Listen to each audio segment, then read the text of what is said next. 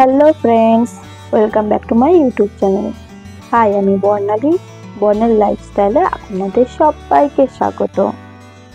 আমি আবারও নতুন একটি ভিডিও নিয়ে আপনাদের সামনে হাজির হয়েছি।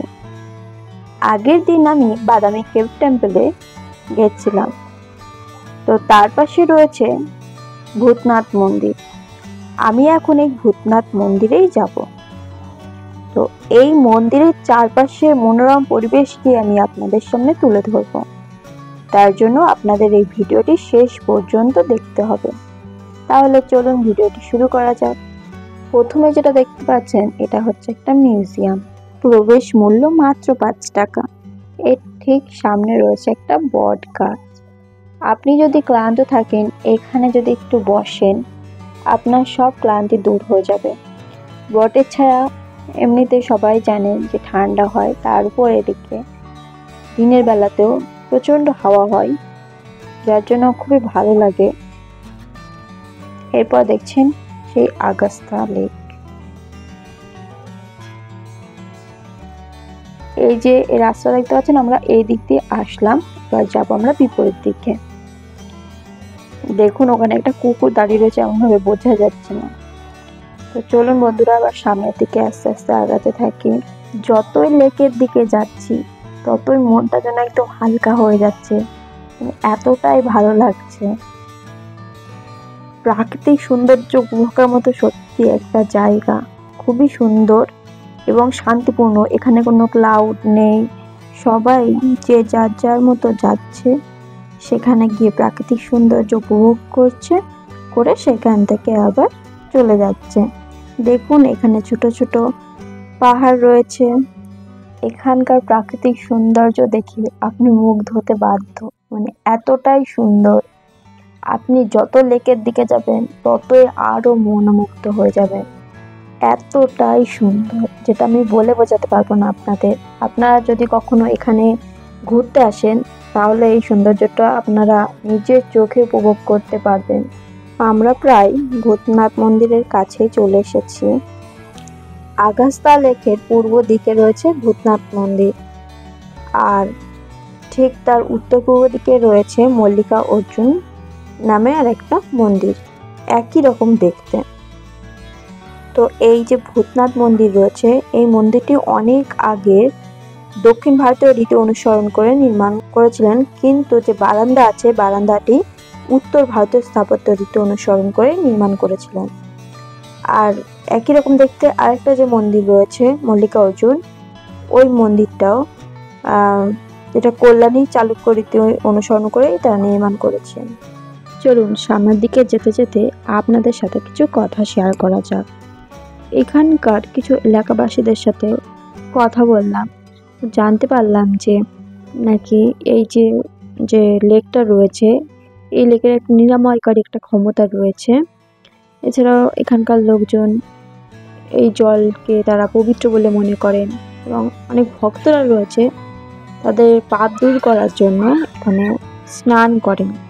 এটাই জানতে পারলাম, সেটাই আপনাদের সাথে শেয়ার করলাম। আর এখানে দেখতেই পাচ্ছেন জামা কাপড় কাচ্ছে। এখানে না অনেক মাছ ছাড়া রয়েছে। ওই পাশের দিকে দুইজনকে দেখলাম মাছ ধরতে। দেখুন কথা বলতে বলতে আমরা একদমই ভূতনাথ মন্দিরের কাছেই চলে এসেছি।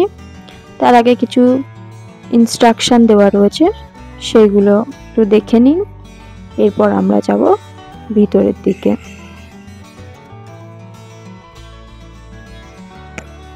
আমরা হেঁটে হেঁটে মন্দিরের দিকে যাচ্ছি। দেখুন বন্ধুরা, এখন আমি আছি ভূতনাথ মন্দিরের একদম পিছনে। আমি এখন এই দিক দিয়ে ঘুরে ঘুরে ভূতনাথ মন্দিরের সামনের দিকে যাব। চলুন তাহলে। ডান দিক এবং বাঁ দিক দুই দিক দিয়ে যাওয়া যায়। আমি কোন দিক দিয়ে যাব সেটাই বুঝতে পারছি না। চারিদিক এতটাই সুন্দর, কোন দিকে তাকাবো বুঝতেই পারছি না। চারিদিকটা এতটাই সুন্দর। এবার আমরা ধীরে ধীরে মন্দিরের সামনের দিকে যাব। চলুন তাহলে দেখে নিন মন্দিরের চারপাশের ভিউ।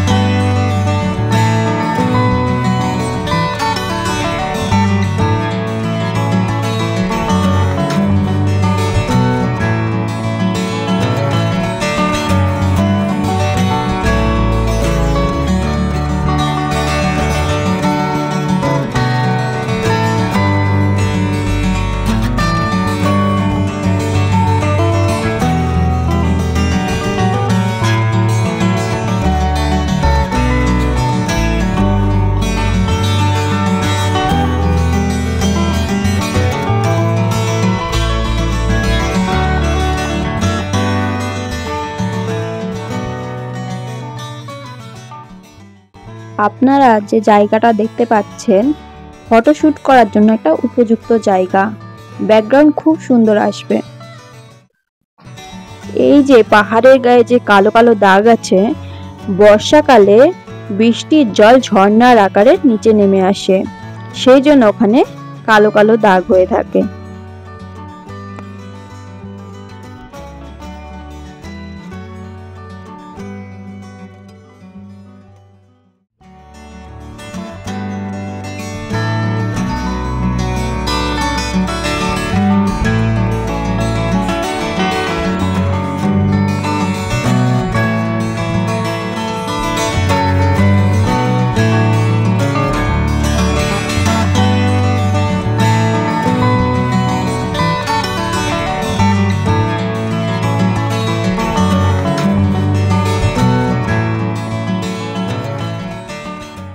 জায়গাটা আমার খুব সুন্দর লেগেছে। এটা আমার হাসি দেখে আপনারা হয়তো কিছুটা আন্দাজ করতে পারছেন।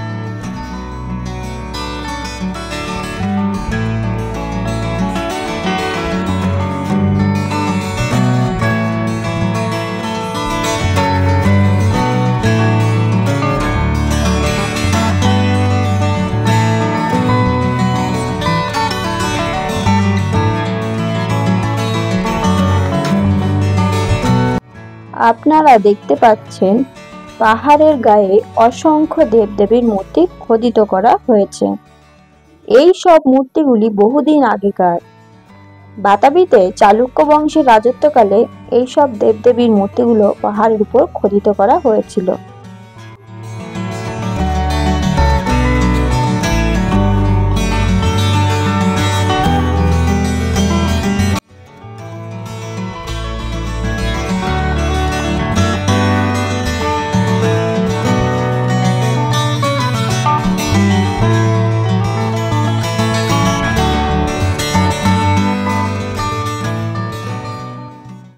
বন্ধুরা, এই দিকটা একটু ভালো করে লক্ষ্য করুন।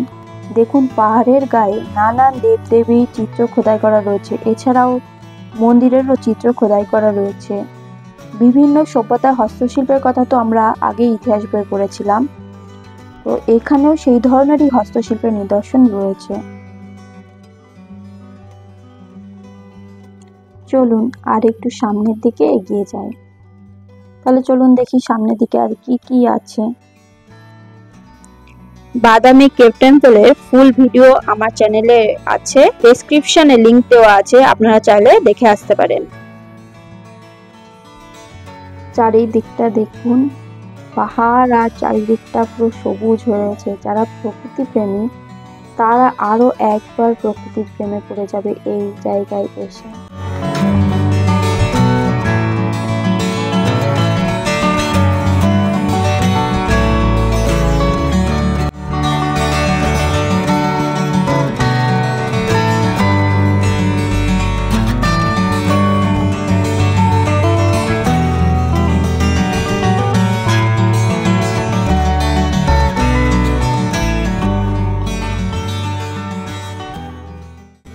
এখানকার প্রাকৃতিক সৌন্দর্য দেখে আপনি মুগ্ধ হতে বাধ্য। মানে এতটাই সুন্দর, আপনি যত লেকের দিকে যাবেন ততই আরো মনোমুগ্ধ হয়ে যাবেন।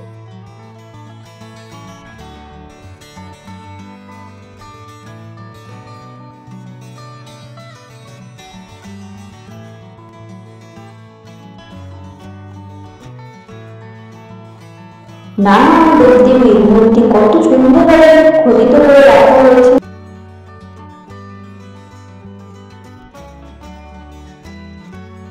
সামনের দিকে আগাতেই আপনারা দেখতে পাচ্ছেন কয়েকজন বসে আছে।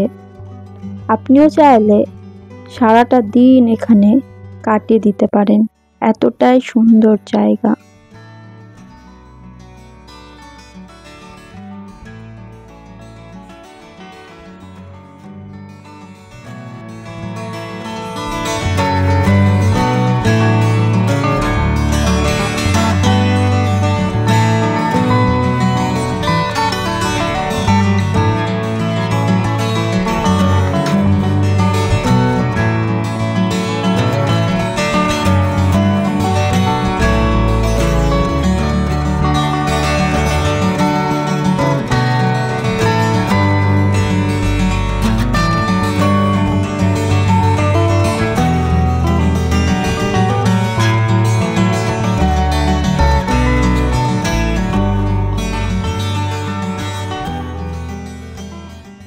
পাহাড়ের একদম উপরে ওঠার জন্য রাস্তা রয়েছে।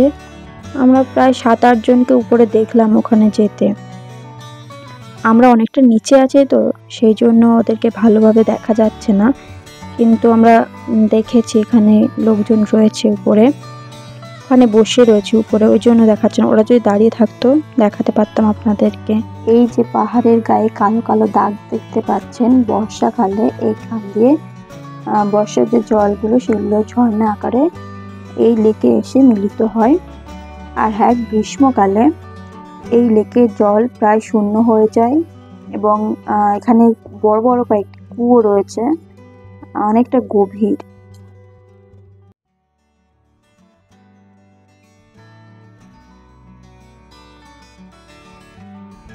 দেখুন এখানে একটা ছোট্ট গুহা রয়েছে, আর এখানে 3টি ভাষায় কিছু ইনস্ট্রাকশন দেওয়া রয়েছে, আপনারা চাইলে এটা পজ করে দেখে নিতে পারেন।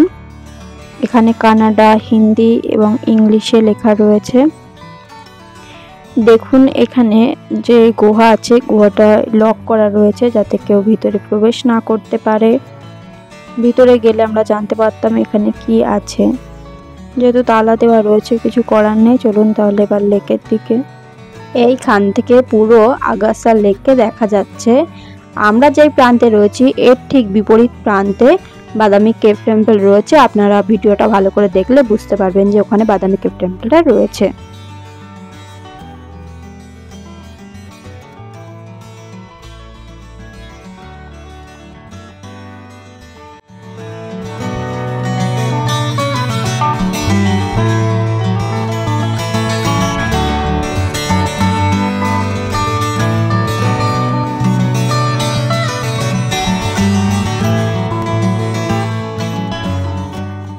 ভিডিওটা আমি এখানেই শেষ করছি। ভিডিওটা যদি আপনাদের ভালো লেগে থাকে অবশ্যই লাইক, কমেন্ট এবং শেয়ার করবেন। আরও নতুন নতুন ভিডিও দেখার জন্য চ্যানেলটিকে সাবস্ক্রাইব করবেন। নমস্কার, সবাই ভালো থাকবেন, সুস্থ থাকবেন।